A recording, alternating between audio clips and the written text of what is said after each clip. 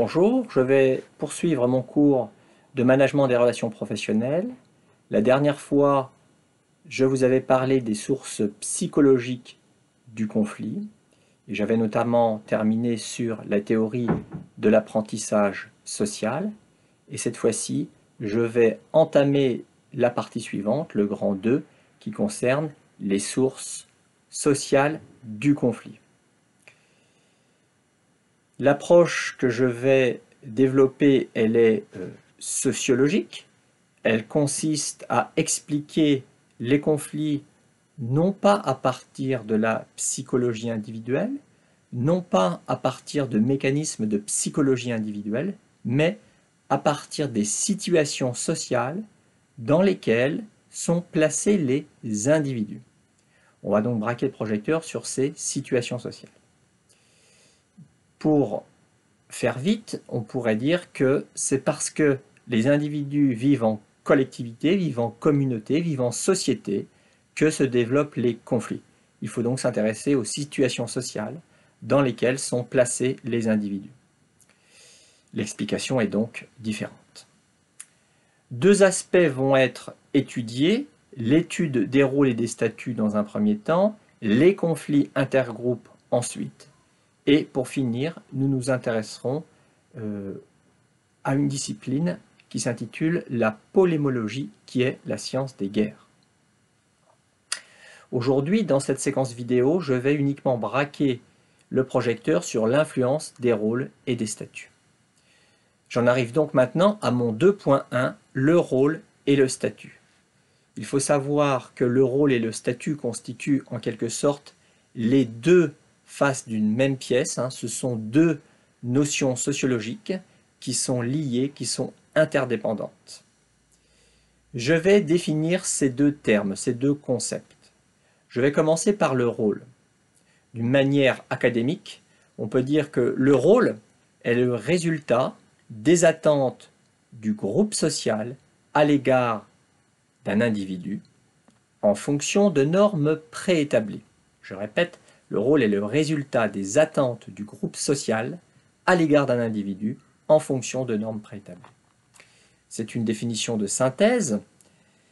On attend alors de l'individu qu'il sache tenir son rôle. L'individu a des devoirs eu égard à son rôle. Prenons un exemple pour illustrer ce concept de rôle.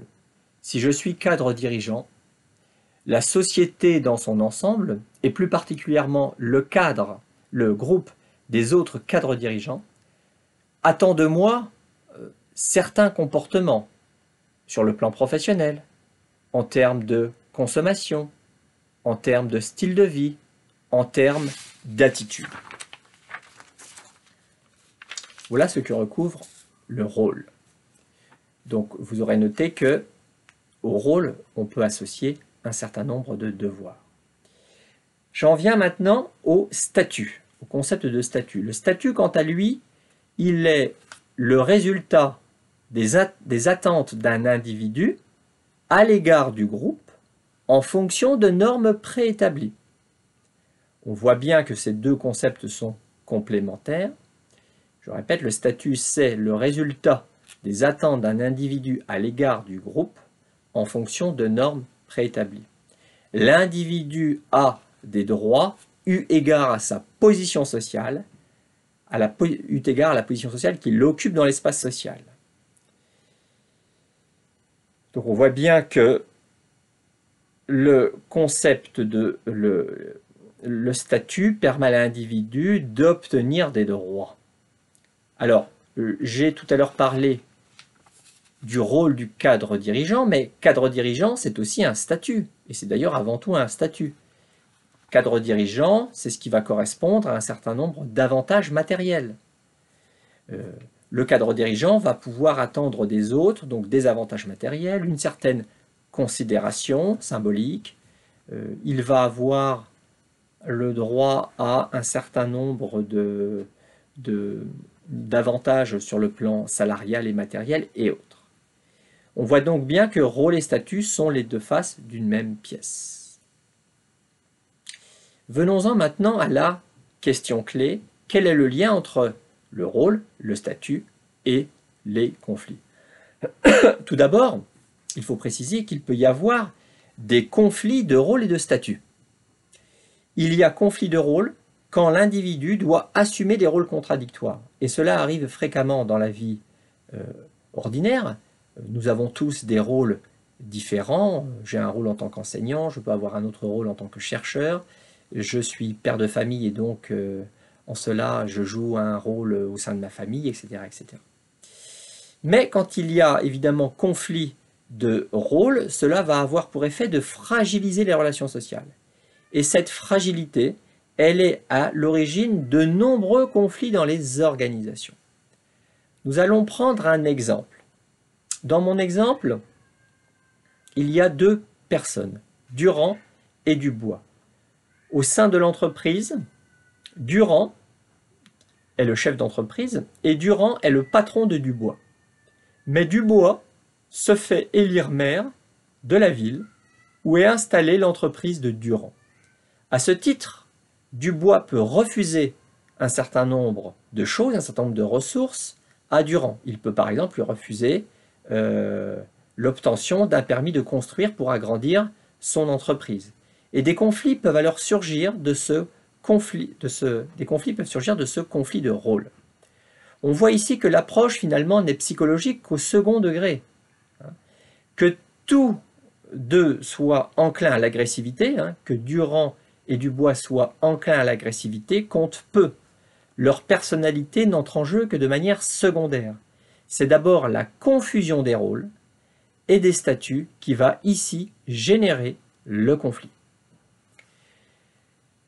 Le conflit de rôle peut également être intériorisé. Par exemple, l'employé nouvellement promu cadre à 50 ans, donc sur le tard, qui ne sait pas trop comment se situer vis-à-vis de ses anciens collègues, va peut-être manifester son malaise à travers toute une série de comportements, va peut-être manifester son malaise au travers de comportements agressifs à l'égard de son ancien groupe d'appartenance. Il va par exemple jouer au petit chef autoritaire et distant pour essayer d'asseoir son autorité. Ici, on voit bien comment un conflit identitaire va déboucher sur des conflits interpersonnels. Dans cet exemple, en fait, on part du cas d'un employé nouvellement promu à 50 ans qui va connaître un conflit de rôle et donc qui va être intériorisé, et ce conflit de rôle va rejaillir dans l'équipe et va créer des conflits interpersonnels.